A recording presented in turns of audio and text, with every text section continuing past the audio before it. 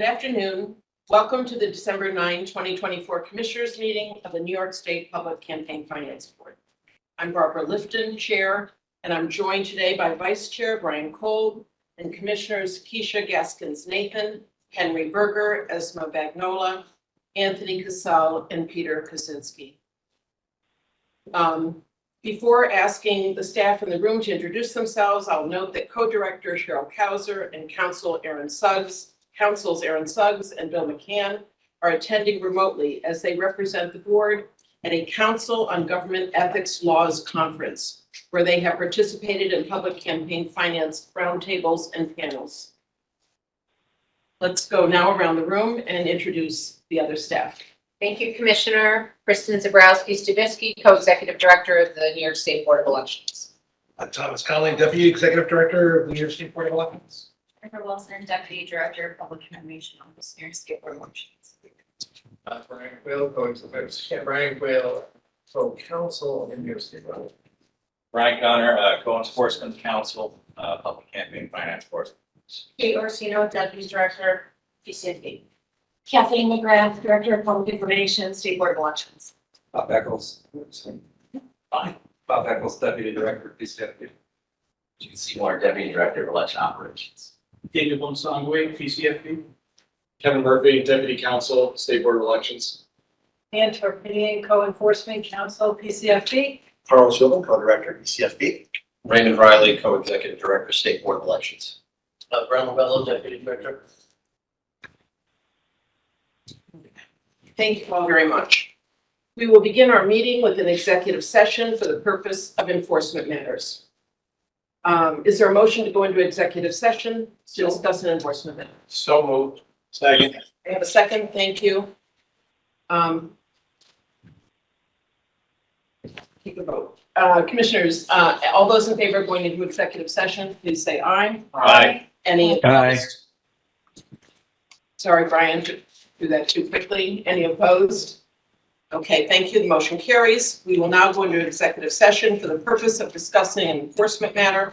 And if there's any action taken, we will come back into the public session to report any action.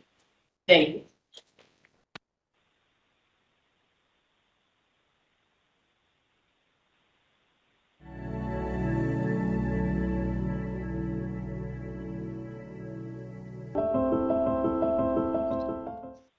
We're returning from executive session. During the executive session, on the request of the Public Campaign Finance Board Enforcement Council pursuant to Election Law 14207, Section 8, on a motion denominated E03-2024 through E12-2024, the New York State Public Campaign Finance Board authorized the opening of investigations. The vote in the executive session was unanimous. Let's now take up the minutes from October 16th, 2024. Do I have a motion to approve the minutes? So moved. Second? Second. All in favor? Aye. Any Aye. opposed? Oh, sorry, we got to have a little delay. All ayes all around. Any opposed? The motion passes. Thank you very much. Now we're going to do unit updates. I turn to Carl Zielman for the first update. Cheryl will give us an update from remotely after. Good afternoon, Commissioners. Thank you. And welcome to the December 9th meeting of the Public Campaign Finance Board. Today we'll be providing you with an overview of activities carried out by the Public Campaign Finance Unit. PCFB program has been operational since November 9th, 2022, and we have recently completed our very first cycle with the November 2024 election. Our report will cover various aspects of the program's implementation, project management. PCFB has the authority to hire 118 employees. To date, we have hired 67 of the 118 available. We continue to post and conduct interviews for positions such as trainers, auditors, enforcement, and committee liaisons. Since its launch, the PCFB staff has worked tirelessly to support the program's success. Their efforts have included delivering ongoing training to candidates and treasurers, conducting outreach, performing bank reconciliations, auditing submitted disclosure reports, processing public fund payments, and managing enforcement actions. On behalf of Cheryl and myself, I sincerely appreciate their dedication to ensuring the program's success. Looking ahead, PCFB is now accepting applications and registrations for the 2026 election cycle. In addition to legislative offices, this will include statewide offices such as governor, lieutenant governor, attorney general, and comptroller. Currently, there are 9 committees registered in PCFB for the 2026 cycle. 4 in the state Senate, 2 in the state assembly, 2 statewide offices, and 1 undeclared. I'd like to give you just a recap of the 2024 general election. In the state Senate, there were 63 races with a total of 109 candidates. There were 19 districts that were uncontested. There were 83 public campaign finance participants. 12 did not have a general election opponent. 58 received public matching funds, and 53 districts, there we had at least 1 PCFB participant. Looking over at the assembly, there were 150 races with a total of 250 candidates. 58 of those districts were uncontested. Total of 150 PCFB candidates. 27 of those did not have a general election opponent. 88 received PCFB funds. In 106 districts, there was at least 1 PCFB participant. Now I'd like to give you an overview of the payments to date. As we convene here today, PCFB staff continues to process transactions for our final payment, which is on December 17th. At this time, I'll provide you with an update and breakdown. In 2024, PCFB paid out a total of $9,337,534.81 in the primary, $25,123,741.49 in the general election. The combined total for both the primary and the general to date is $34,461,276.30. Give you a breakdown by Assembly and Senate. The Assembly primary total was $6,865,523.80. The Assembly general election was $9,921,682.81. The combined total between the two, $16,787,206.61. On the Senate side, the Senate primary cost, the payout was $2,472,011.01. In the general, we paid out $15,202,058.68 for a combined Senate total of $17,674,069.69.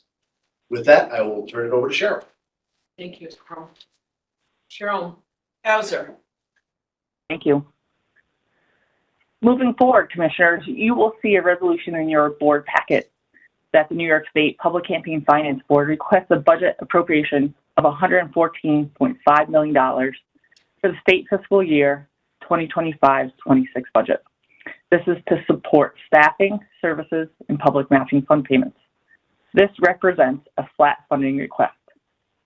To itemize our request, there's $8.7 million to employ a staff of 118 full-time equivalents, $5.7 million in non-personal service appropriations to support the State Board of Elections and Public Campaign Finance for software acquisition and development project to automate auditing and payment for public matching funds, while also enhancing the State Board's legacy software infrastructure. And there's $100 million in aid to localities funding that would support public matching fund payments. In 2024, our training team delivered a total of 55 PCFB training sessions, consisting of 37 treasurer trainings and 18 candidate trainings. These sessions saw 1,520 registrants, with the following breakdown. Treasurer trainings, 1,090 registrants. Candidate trainings, 430 registrants. Additionally, 29 in-person training sessions were held throughout the year, including 28 internal staff trainings focused on topics such as payment template demonstrations, weekly reconciliation demonstrations, audit review demonstrations, resignation and termination review, and introduction to public campaign finance. The remaining in-person training was presented at the Election Commissioners Association's conference. Looking ahead, our training team is preparing to launch 5 new training sessions in the new year. Dates and times for these sessions are currently being finalized. As the chair mentioned, the Public Campaign Finance Board is represented at the Council on Governmental Ethics Law Conference, which has programming on public campaign finance and campaign finance disciplines. Yesterday, we participated in a roundtable on public campaign finance and presented on a panel. We plan to present at the January 2025 New York State Election Commissioner Association Conference. 2 other points of outreach. We posted a public comment period on our website from November 6th, 2024 to December 2nd to obtain feedback on the first article. We also emailed this opportunity to all candidates and treasurers. To date, we received 6 comments. Also, in regarding to outreach, we posted that we will be holding a lottery draw for the 2024 legislative election cycle post-election audit tomorrow, Tuesday, December 10th, 2024 at 11 a.m. This will be a live stream meeting. In terms of reporting and enforcement, the 11-day post-general report was due on October 25th, 2024. The 27-day post-general report was due on December 2nd, 2024. From that 27-day post-general report, we had 220 committees total that were required to file, and out of those, only 11 filed late, with 3 of those being outstanding as of this board meeting. The next required filing is the 2025 January periodic report.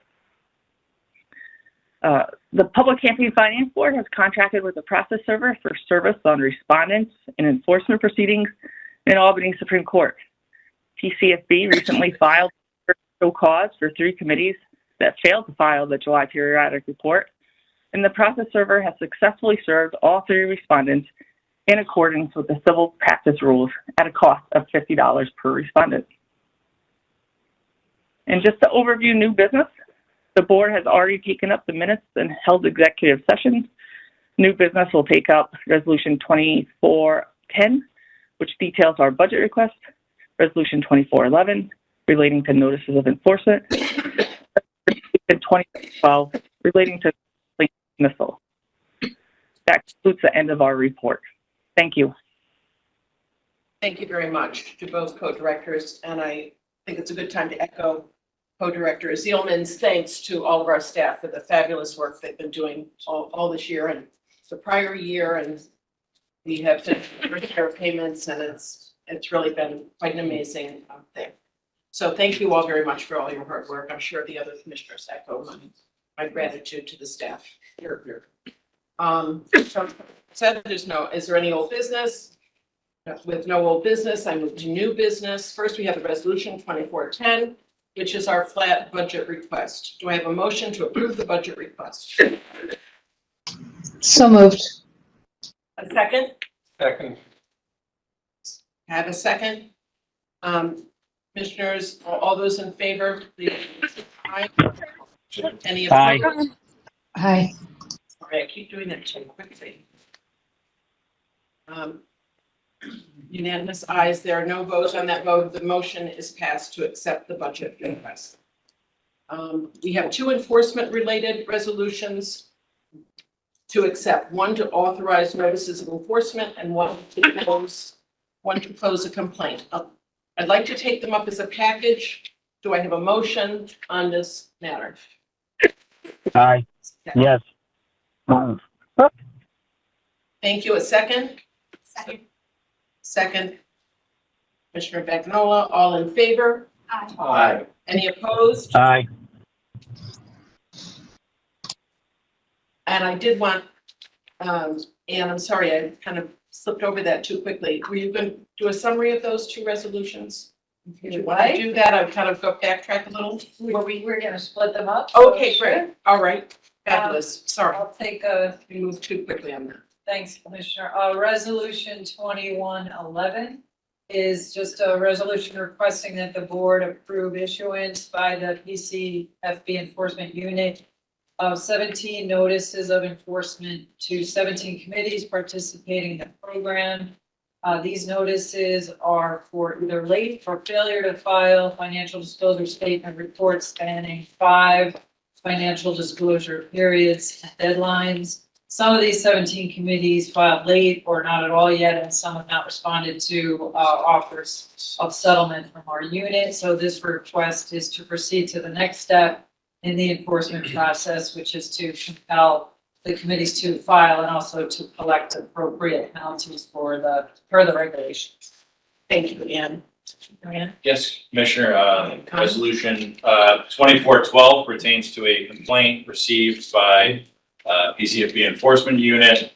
The complaint was against a participating committee, and it alleged that the actual names of the contributors were not used, and or that someone other than the contributors signed the contribution cards. The committee was notified of this complaint pursuant to the process set forth in the regulations. The committee refunded all of the complained of contributions. Because the committee took these steps, enforcement staff recommends dismissal of this complaint. Thank you very much to both council here. Is there any other new business? Madam Chair, I have a resolution I'd like to present. I've asked the staff to make copies of it. Can we distribute them, please? I've denominated 24-13.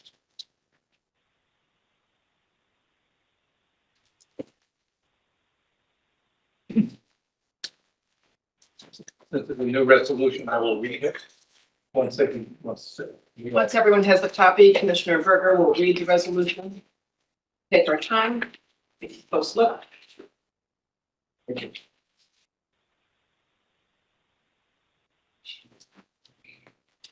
I have.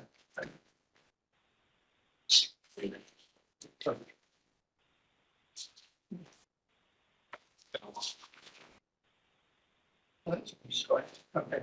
This is a resolution to adopt a mechanism for computing surpluses. Whereas election law section 14-201 sub 19 defines surplus as the difference between the total sum of contributions received and public matching funds received by a participating candidate and their authorized committee, and the total campaign expenditures for all covered elections held in the same calendar year. And whereas election law section 14-208 sub 2C required any surplus arising out of the above calculations to be repaid to the Public Campaign Finance Board, and such amount is capped at the amount of public matching funds received. And whereas total campaign expenditures, including any permissible expenditures existing under Title I of Article 14 of the election law, including for the purposes of holding a public office or contributions to another campaign, and whereas a transfer as defined in election law section 14-200-A sub 18 is a permissible expenditure under Title I of Article 14 of the election law as outlined in the attached memorandum. And whereas pursuant to election law section 14-206 subsection 2, public matching funds may not be used for expenditures to support another candidate or political committee or party committee or constituted committee. Now therefore be it resolved that the Public Campaign Finance Board does hereby determine that the transfers using non-public matching funds are included in the total campaign expenditures portion of the surplus calculation as outlined in the attached memorandum, and direct staff to use such computation and determine such surpluses. I would move this resolution. Thank you, Commissioner Berger. Is there a second? Discussion. I'm not sure what you're talking about. Maybe you need to outline that a little bit further, Henry. What exactly are we talking about? Yeah. What is happening here? Well, this is an issue that the staff has been discussing for more than a year and apparently is in total agreement. The issue is whether transfers to a constituted committee constitute expenditures under the Public Campaign Finance Law in terms of calculating surpluses. The staff needs a resolution of this because they have to compute the surpluses so that the committees can move on with their final steps and so that we can collect those surpluses. A permitted expenditure under Article 14 includes all campaign activities that the committee undertakes, but also includes contributions to other campaigns and transfers. Public funds may not be used for contributions to other campaigns and for transfers, but non-public funds, the contributions raised by the committees may be used for those purposes. That's current law? That's the current law. That's the law. Okay. Yeah. And so in order to calculate what the surplus is, we just need confirmation that all permitted expenditures by the committee, whether it's public or non-public funds, are included in expenditures and are used in the calculation to determine the surplus that is owed back to us by the participating committees. So if a committee makes a transfer of money from their committee, a transfer is money that goes from a candidate committee to a party, right? Correct. That's a transfer as opposed to a contribution. A Correct. contribution would be from a candidate committee to another candidate committee's contribution, right? So we're talking about if a committee makes a transfer to a party committee, you're saying that money counts towards their expenditure and would not have to be refunded to the state as part of their calculation. Is that what you're trying to say? What is where's the demand for this arise? What seems to be the issue? There's apparently been back and forth for over a year as to whether transfers should be included among the expenditures. So for Right. example, I'm running a campaign, I'm running my own campaign, but Joe Blow is running another campaign for assembly. I can make a contribution to Joe Blow's committee. That counts as an expenditure of my committee. The issue that's arisen is I make a transfer to my state committee, the state committee Or county. or a county committee, not to their housekeeping accounts, to their political committee. They spend that money for mailings and other things. They get a better rate on it, right? Right. To support my campaign. There's been some dispute back and forth as to whether that transfer should be included among the expenditures. It's a permissible expense of the committee under Article 14, but not for public funds, only for the privately raised funds. So there's been an issue among staff as to how So they can now use public funds for the purpose? they cannot use public funds. But They can only use the privately raised funds for those purposes. so, this reduces the total amount of private funds surplus, which then reduces the amount they pay back to the state. It's total fund surplus. Right. No. Theoretically. If a campaign has money left over, including some public funds, they've been very frugal, they haven't spent all their public funds, that's part of the surplus. If they spent all the public funds, but they still have private funds remaining, that's also surplus. That has to come back to us. We don't want them, after we've given them You're trying to money. lower, basically be lowering the total dollars in raised money, privately raised money, in making the calculation. We're not affecting that. Well, it's up to them. It's up to It's them. their It's discretion. just that, look, they've got a pot of money, private funds and public funds. What's ever left at the end of the day, whatever the source of that funds is, has to come back to us. And the only issue has, You know, what's left over up to the amount we gave them. up to the amount we get. Right, okay. Right. Yeah, we don't take money, I understand.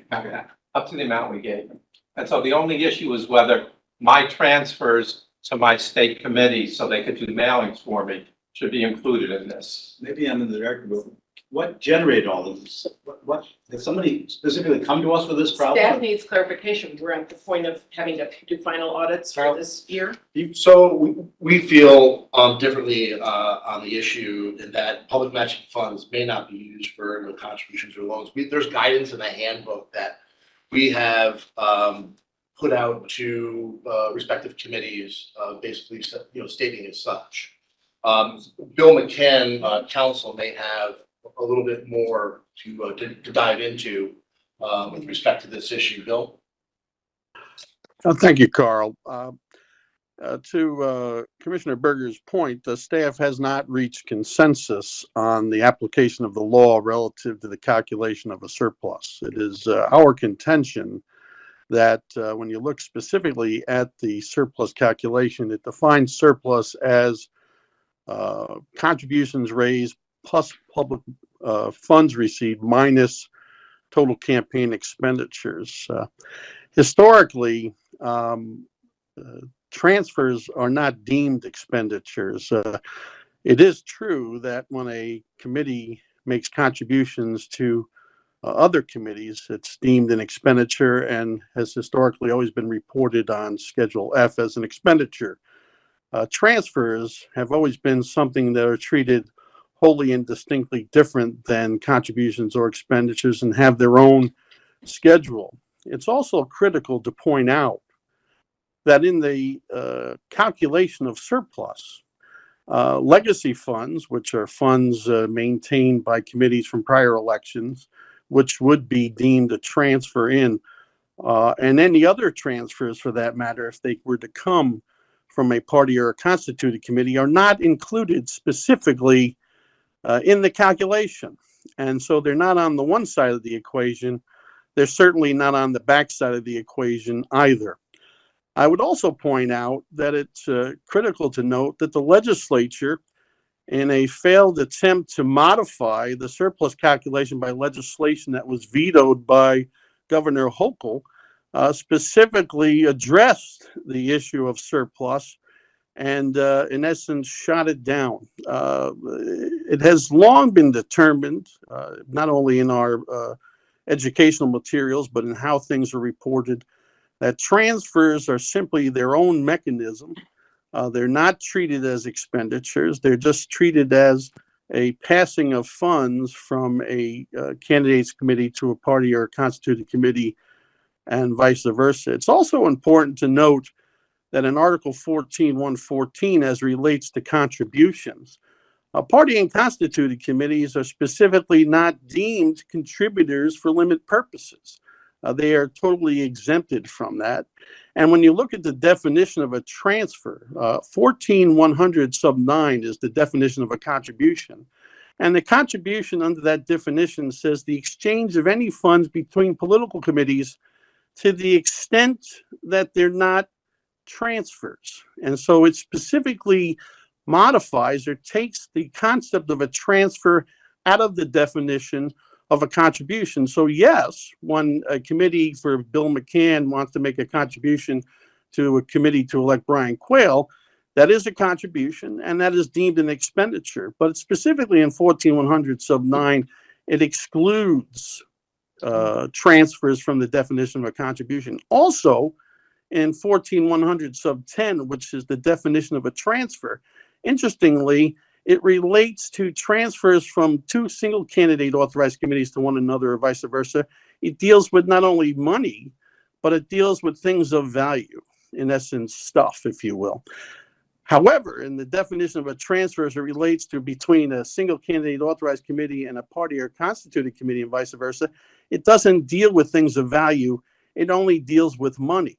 And so what that relates is since a party or constituted committee can't be a contributor, it can't make in-kind contributions. And so subsequently, the obligation to disclose those activities are solely on the part of the party or constituted committee. So for instance, if the party or constituted committee spends money on behalf of a candidate, the candidate has no obligation, has zero obligation to report any of the benefits that are made by the party or constituted committee. That solely resides on the part of the party or constituted committee to do their allocations. In the old days, what would be deemed Schedule R for allocation purposes. So it is clear that a straight reading of the statute as it based upon the definition of a surplus, if transfers in, whether they be legacy funds from a committee maintained funds from a prior election cycle, or for that matter from any party or constituted committee, if they're not included in the surplus definition on the front side of the equation, they're certainly not deemed to be part of the equation on the backside, and they've never been characterized as expenditures. And candidly, it would just defeat the whole purpose of the surplus calculation.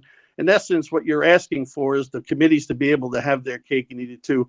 And I certainly do not believe that was the intention of the legislature. So it is our position amongst the staff that the surplus calculation simply does not include, for any number of reasons, transfers made to a party or a constituted committee. I've got a couple of quick points, much shorter than that, hopefully. One, Carl, I agree with you. Public funds may not be used for contributions to other committees or for transfers, and that's not what we're talking about. These are private funds, the privately raised funds that we're talking about. And what I can't comprehend is that if I make a contribution to Brian Quayle's campaign, that counts as an expenditure. If I make a contribution to a constituted committee to spend on my behalf to support my campaign, to reach out to voters, which is what funds are supposed to be used for, you're suggesting that can't be counted. And that dichotomy just doesn't make any sense to me. If the campaign is spending money for campaigns, whether it's Brian's campaign or my campaign, that has to be included in the calculation. Though I think staff may have something, can be a little more articulate than I am on this, because they've spent over a year going back and Brian, forth if you on would this. weigh in. Thank you very much. First of all, I'd like to thank Mr. McCann for his contribution. Much appreciated. I think that this really is something that is defined in the main by the definition of expenditure that was added in 14.200. So the reality is that Article 1 of or Title 1 of Article 14 doesn't have a definition of expenditure. So in other words, in the old regime prior to PCFB, defining what an expenditure was really wasn't important because it was whatever outlays came out of the committee or whatever outlays came out of the committee. With the advent of PCFB, it was necessary to define expenditure. It was necessary to define also subspecies of expenditure, which is a qualified expenditure, in order to determine what are appropriate sources of funds for different uses. And of course, Mr. McCann made reference to legacy funds, which I would not so much equate to a transfer, but is a very special, very clearly defined statutory case in terms of how those particular funds, i.e. funds that were left over from prior campaigns, how those are moved over into a PCFB realm and can be maintained and used. And interestingly, as would make sense, right, commissioners, the rules around what you can do with public campaign funds are very highly raised. And I believe it's in 14206 or whatever section it is that defines what are acceptable and not acceptable uses of public campaign funds. The statute basically lumps together transfers and contributions and says from public funds you cannot make that. There is nowhere in Title II of Article 14 any reference to prohibiting transfers from other funds.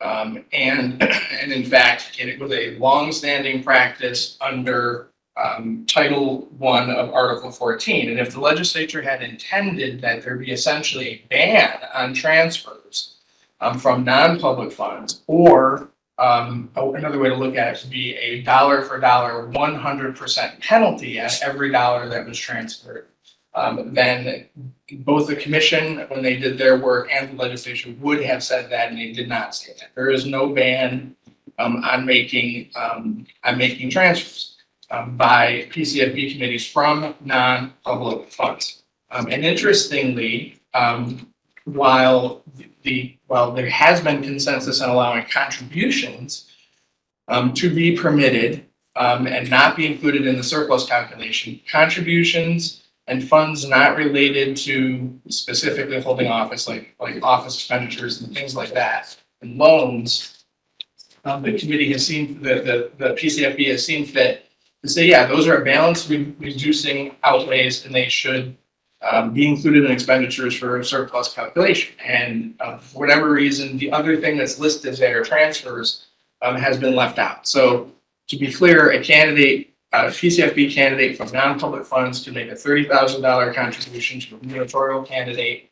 Do the exact same thing as a party and constituted committee. And one thing that was very clear from the entire process of adopting the whole Title II of the statute was the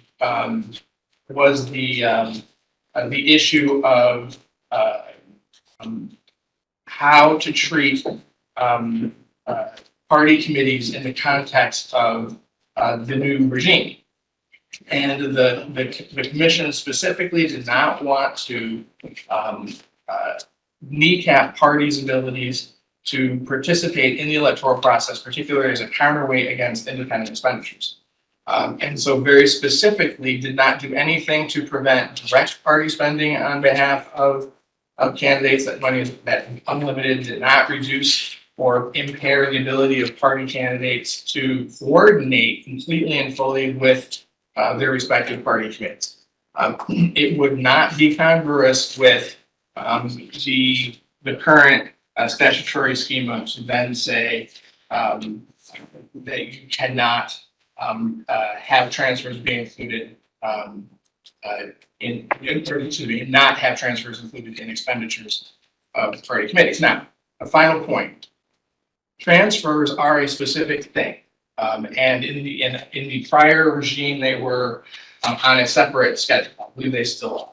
And for a number of reasons. The main one is to differentiate a transfer from a contribution, because transfers between party committees and the main committee are unlimited. And it was necessary to be able to see those and to see them going out of a committee that was eligible to make it, and to make sure that it went to a committee that was eligible to receive. So for the purposes of being able to enforce the rules around transfers in and transfers out had their own schedule. There's no doubt that under Title I that they reduced the balance, and there's no doubt under the very clean and clear definition of an expenditure that is now in the statute, that a transfer meets the definition of an expenditure. It is a subspecies of expenditure, just like a qualified expenditure is a subspecies of expenditure.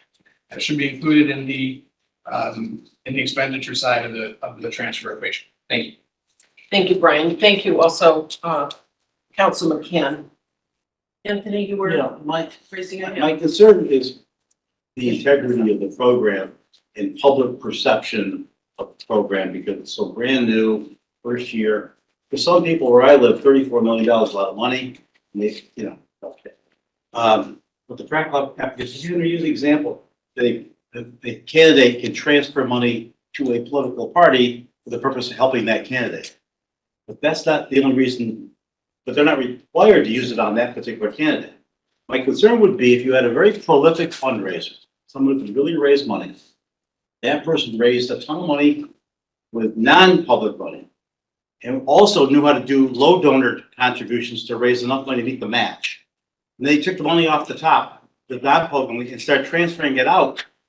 It lowers the amount of money left in the kitty, so to speak, which then decreases the amount of money we can claw back if they do have a surplus. I mean, Yes, it does. so I'm just concerned. I'm just concerned the public may perceive this as subsidizing party committees, so to speak. No, I don't know. I'm just saying what I don't public. think that's the case. Look, the purpose of the program, the public funding for part of the program, is to enable candidates' campaigns to communicate with the voters.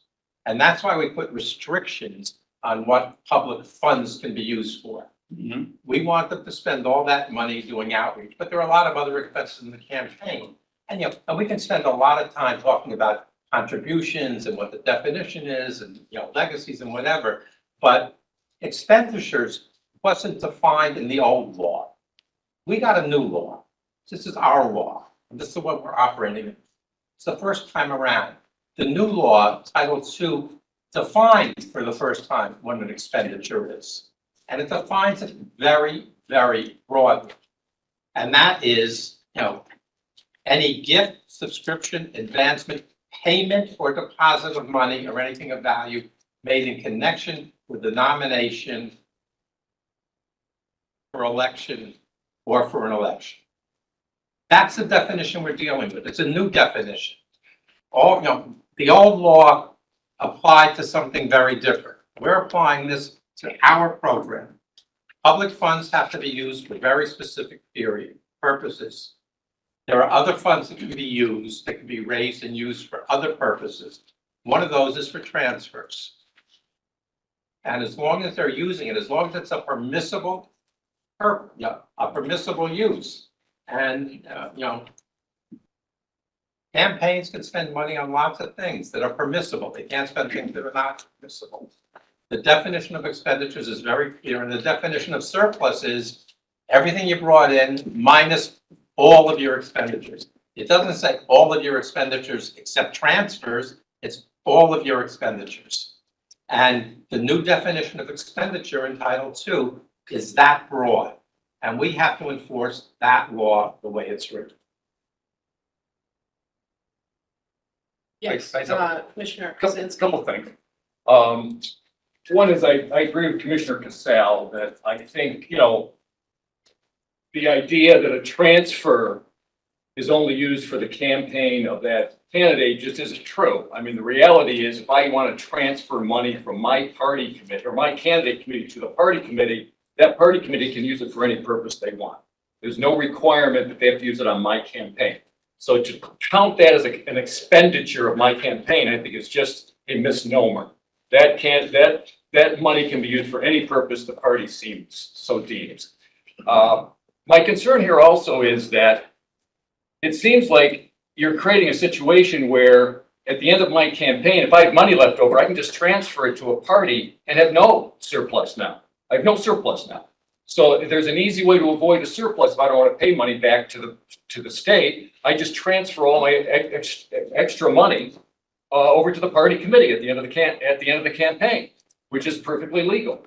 And so that would eliminate the potential of any candidate returning money to the state because they could merely transfer it over to a party committee.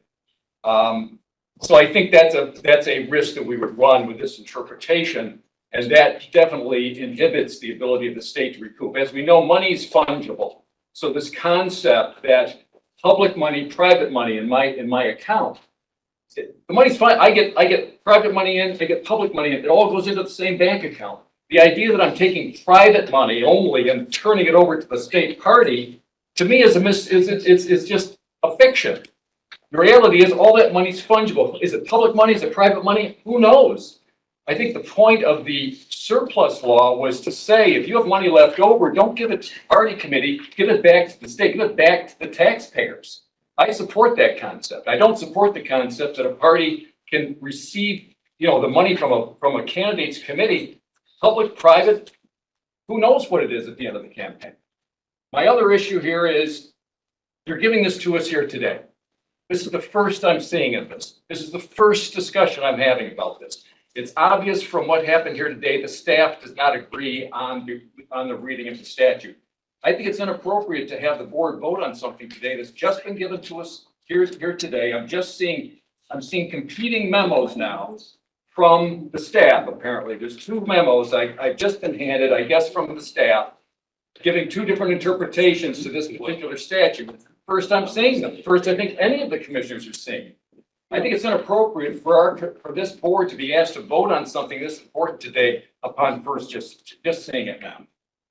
With all due respect, you have two commissioners, I don't believe have these documents. I don't know. Well, we've been having a full discussion. Hopefully they've been following it. Good point.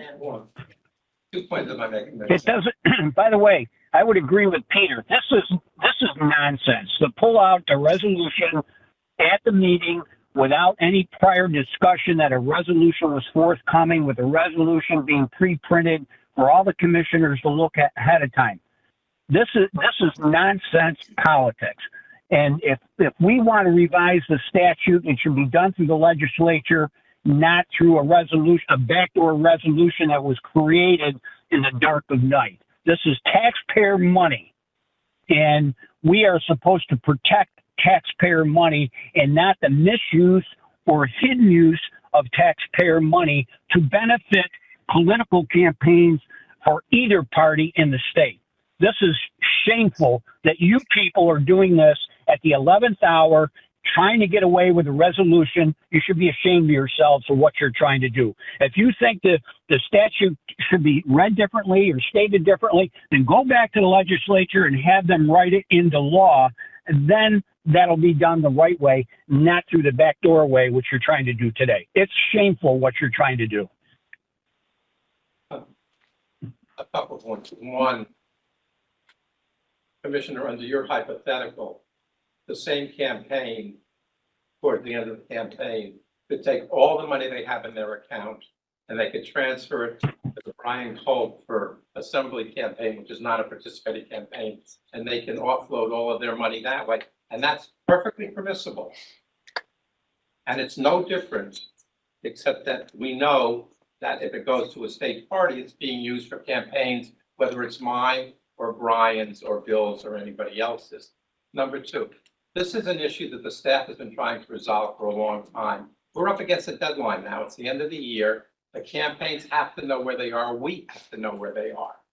You know, staff has worked assiduously to do that, and they've been unable to do it. It falls in our lap. We're not trying to rewrite the statute. We're trying to enforce the statute and the definition of expenditure as set forth in very broad language in the statute. That's all we're doing. I'm not rewriting a statute. I'm not good at that. I'm not a legislative draftsman, but I am an attorney who can read a statute and see what the words say. And the words say expenditures are, and is everything, all money, all payments that are used, including transfers. That's all we're trying to do. Chair. And if I could just add on that some of us at least were made aware of these staff discussions and the differences of opinion. We've heard the arguments on both sides here. These are discussions that have gone on for many months, maybe as much as a year. And now staff has a job to do. They have to do full, clear, comprehensive audits, and we have to calculate the surplus. They need an answer from us. We think this is consistent with logic and law, past law, present law. And clearly, you know, there's a difference. It's what staff has been struggling with for a year, but staff needs an answer from us because they have to finish this work. And if the legislature wants to take this up next year and do further clarification, that'll be fine. But we think that it's appropriate to give this clarification to staff now so that they can do the important work they have to do. Madam Chair, Yes. just wanted to point out clarification. The information that was circulated by a public information officer would be the position of our side on this issue. Bill McCann, counsel, has assisted in drafting of that memo. If you'd be willing, may I ask Bill to walk us through it a little bit? Sure. If we can do that. Is it a memo or is it the handbook? We have the language in the handbook that went to all the candidates. Well, again, I think the memo that Carl is referring to is just simply an outline of the position with specificity. And so I would simply ask that if a memo that was prepared by Mr. Quayle is going to be made part of the record, that certainly the memorandum outlining our position relative to the issue should be included in the record as well. I would also simply point out that I don't disagree with Commissioner Berger as it relates to the use of non-public funds for the purposes of the transfer. That certainly is totally permissible. The issue here is simply the definition of what a surplus is. And the surplus, again, does not include transfers on the front side of the equation, whether it be the monies from a candidates committee from a prior election cycle or from a party or constituent committee. Simply put, and as is outlined in the memo that you'll have before you, transfers are never deemed expenditures in the history of the board, and they're not included on the front side of the surplus equation. They simply should just not be included on the back side. So again, for the purposes of the record, I would just ask that the memo we prepared, in addition to the memo Mr. Quayle prepared, be included. in the record for the purposes of the discussion, should anyone outside of the board wish to look at those and perhaps any further actions they might take relative to the action of the board today. Okay, thank you. I'd like to make a motion. I'd like to yes. make a motion to table this until a future meeting. I think this is way too complex. I think we've seen from the discussion today from the staff and the commissioners, it's a very complex issue, yet a very important issue. I'd like to make a motion to table this until a future meeting, until we have time to read these memos, consider this more in depth, and have a further discussion. So that's I would a second the motion. motion. You have a second? Discussion? There's no discussion on a motion to table. See to a vote. Proceed to a vote. I think the issues out there before us. Yes, let's do a roll call vote. We're looking at the commissioners on this matter. Now, hold on. This is on the motion to table. Oh, vote. Motion to table. That takes precedence over any other motions, right? Right. That's what we're voting. Okay, motion to table. Go ahead. No.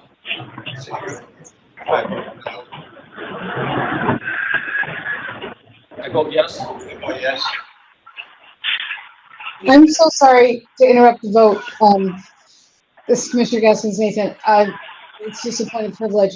Whoever's on the phone needs to mute. I can't hear the discussion in the room.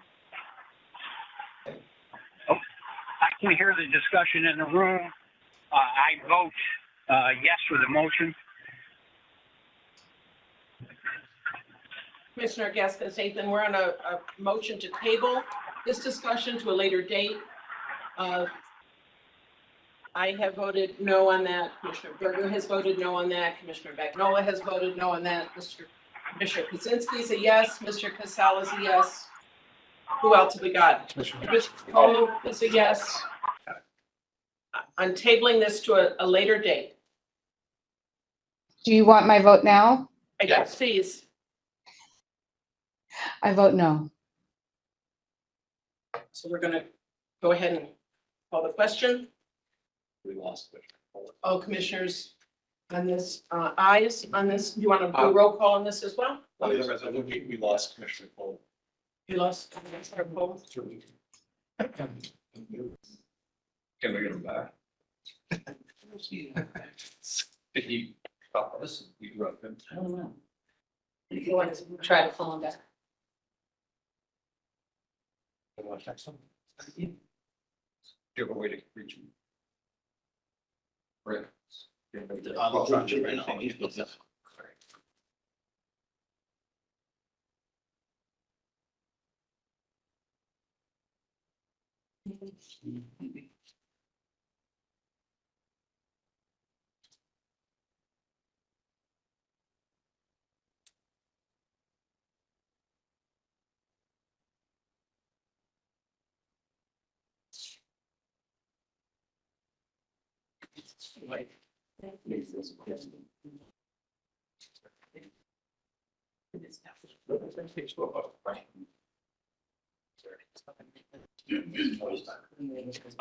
Hello? Lucy's back. Okay. Brian is back. So, Hello? Commissioner Cole, are you with us? I am right now. Okay, great. You guys picked a hell of a time to do this nonsense. Thank you for your input, Commissioner Cole. We're calling the vote. All in favor of this resolution. I'd like a roll call on this one. Roll call. Start. And I'd like to explain my vote.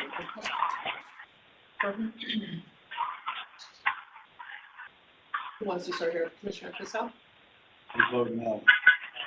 Commissioner Kaczynski? I would like to explain my vote. I think two things are problematic here. I think number one, this should not be brought up at a meeting like this. It should not be brought up. There was no prior notice that this resolution was going to come to this board today. There was no prior communication with the commissioners that this was on the agenda. It wasn't on the agenda. There was nothing given to me in my packet that talked about this issue. None of these memos that I've been given today were given to me prior to the meeting. The resolution was handed to me here at the meeting. I think this is a very inappropriate way to run a board meeting, and I object to that. I also think that the idea that you're going to allow transfers is going to totally undermine the idea that public money is being used wholly for the campaigns of candidates. Once you allow transfers to be given over to party committees, they can use that money any way they like. They do not have to use it on candidates at all. They certainly don't have to use it on the candidate that gave them the money. This will totally undercut the ability of this program to recoup public money that wasn't used for a candidates committee, which I think was the intent of the legislature. I think this totally undercuts that. Yeah. And I object to that as Thank well. you. I'm voting no. Commissioner Kaczynski. I am voting yes on this resolution. I'm voting yes and incorporating. I'm just explaining my vote. I don't have to repeat. I'm voting yes.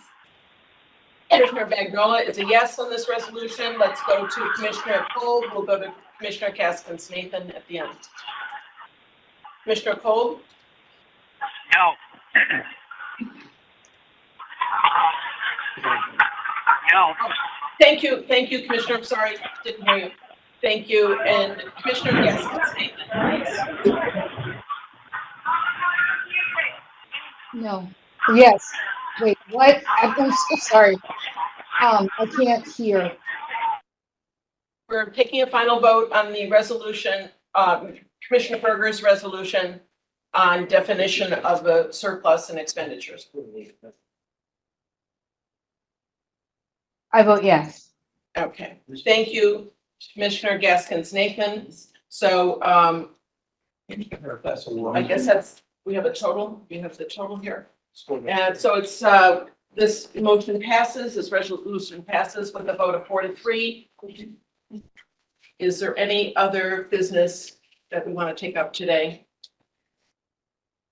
If there's no other business, we will coordinate our next meeting date, state board elections.